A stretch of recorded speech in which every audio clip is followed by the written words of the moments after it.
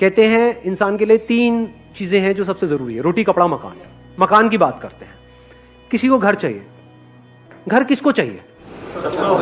सबको चाहिए। कोई ऐसा भी है जो कहता है नहीं मुझे घर नहीं चाहिए? सबको चाहिए। ये कितनी बड़ी मार्केट है? बहुत बड़ी। बहुत बड़ी मतलब कितनी?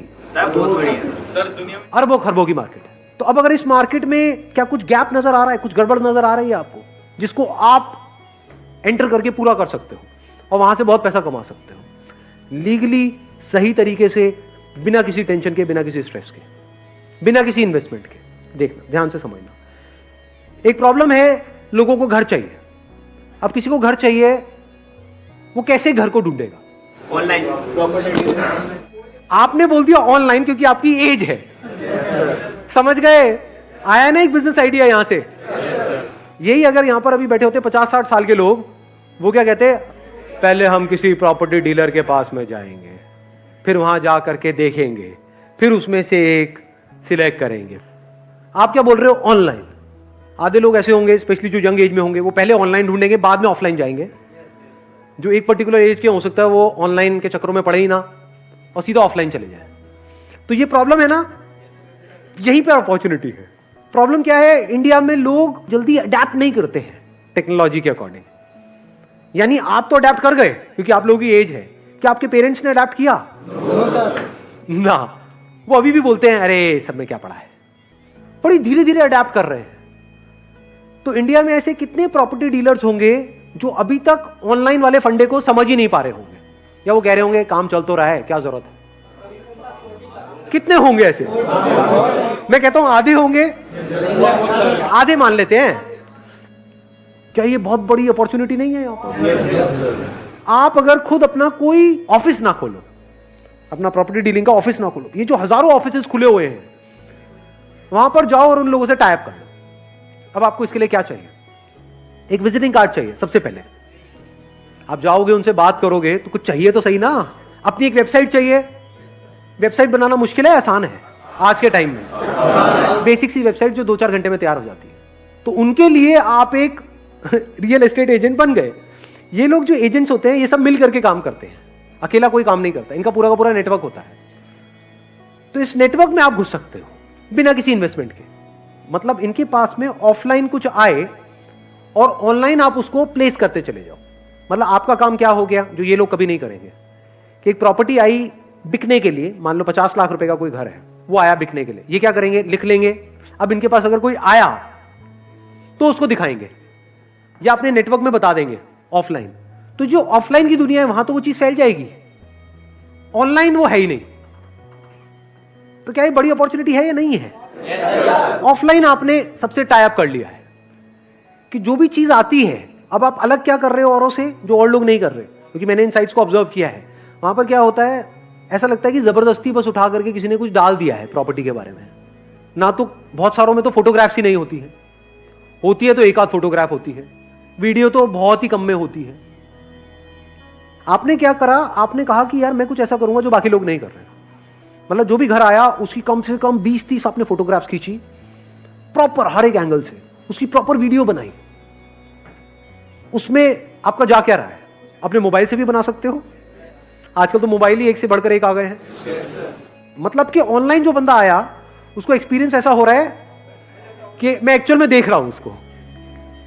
उधर से उस बंदे ने आपको फोन किया। अब यहां पर आपके ऊपर है आपका टाई अप कैसे होता है।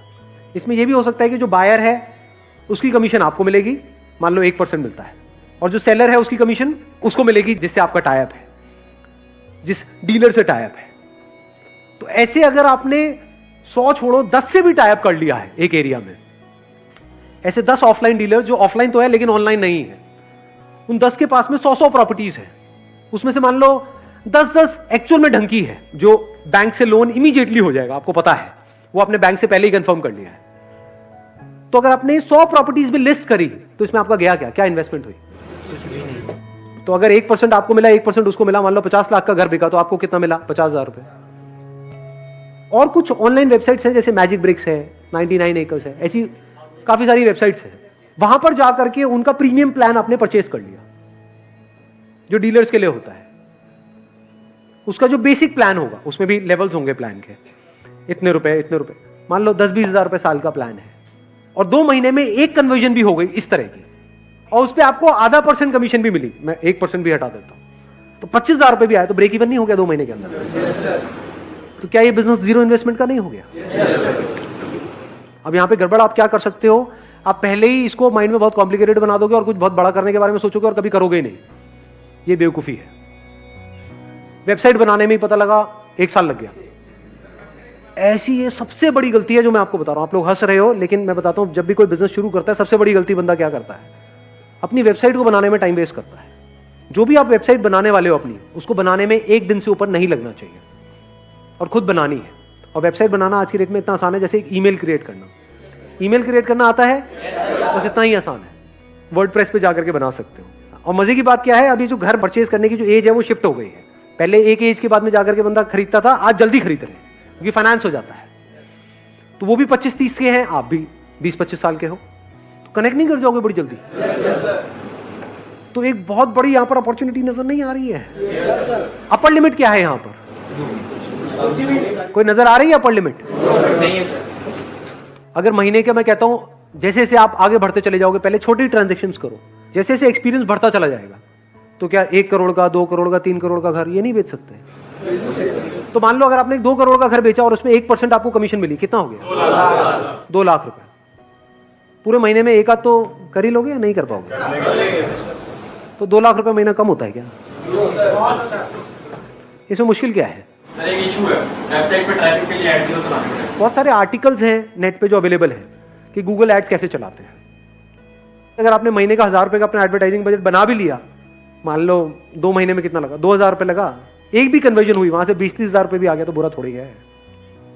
ये जो खेल है ना, ये सारा जो रियल एस्टेट का है, इसको ध्यान से सुन लेना और समझ लेना। मैं इसको सम अप कर रहा हूं। ये जो बिजनेस आइडिया है ये कब चलेगा और कब नहीं, ये सारा खेल है ट्रस्ट का। आप जाओगे घर लेने, कैसे डिसीजन लोगे? नंबर 1 तो वो घर पसंद आना चाहिए। कोई कितना भी बोलता रहे, अगर आपको पसंद नहीं आया है तो आप नहीं लोगे। अब वहां पर आपके ऊपर उसको कितना ट्रस्ट है, वो रोल प्ले करेगा, तभी तो आपकी बात सुनेगा। वो ट्रस्ट कैसे एस्टैब्लिश होता है? किसी पे भी ट्रस्ट कैसे होता है? अरे सच बोल करके। आपसे कोई झूठ बोलेगा उस पर आपको ट्रस्ट होगा, या सच बोलेगा उस पर ट्रस्ट होगा? तो सच बोल दो, इसमें दिक्कत क्या है? उसको सब कुछ सच सच बता दो। सर देखो, ये जो आप देख रहे हो इसका ये प्लस है, ये माइनस है। इसमें मैं आपको नहीं दिखाऊंगा क्योंकि यहां पे पेपर्स में कुछ गड़बड़ है, ये आपको और कोई नहीं बताएगा, मैं बताऊंगा। उसको सब कुछ बताओ ना। जो भी काम थोड़ा टेढ़ा मेढ़ा लगे वहां पे हाथ ही मत डालो, ना सामने वाले को फंसाओ। समझ गए ना मेरी बात? जैसे बहुत सारे बिल्डर्स हैं इंडिया में, चोर हैं, तो ऐसे बिल्डर्स के साथ में जुड़ो ही मत, जिनका मोटिव यही है कि पैसे इकट्ठे करने हैं, क्योंकि उसमें आप भी मरोगे। आपने तो किसी के पैसे लगवा दिए, वो बिल्डर तो निकल लिया इंडिया के बाहर पैसे इकट्ठे करके, आप वहीं के वहीं वो आकर के आपको पकड़ लेंगे। समझ गए? तो ऐसे काम करो ही मत, साफ सुथरा काम करो। शुरू से अपने फंडे क्लियर रखो, ऑनेस्टी को अपना बेस बना लो। और एक बंदे ने इस तरीके से आपके साथ में काम किया और उसको ये समझ आ गया कि ये बंदा प्रॉपर्ली काम करवाता है, तो क्या वो आपको आगे रिकमेंड करेगा या नहीं करेगा? आप होगे तो रिकमेंड करोगे या नहीं करोगे? इसको वर्ड ऑफ माउथ बोलते हैं। जिस दिन ये रिकमेंडेशन शुरू हो गई, अब समझ जाओ अब आप सही तरह से बिजनेस कर रहे हो। अगर कोई बंदा आपसे काम तो करवा रहा है लेकिन आगे किसी को रिकमेंड नहीं कर रहा है, तो समझ जाओ आप गड़बड़ कर रहे हो। लेकिन अगर वो रिकमेंड कर रहा है, और 1 को नहीं, 2 को नहीं, 4 को रिकमेंड कर रहा है, वो आगे रिकमेंड कर रहे हैं, वो आगे रिकमेंड कर रहे हैं, कोई अपर लिमिट है ही नहीं, आप कहां तक जा सकते हो। बहुत बड़ी इंडस्ट्री है ये, लाखों के आप करोड़ों भी कमा सकते हो एक महीने का।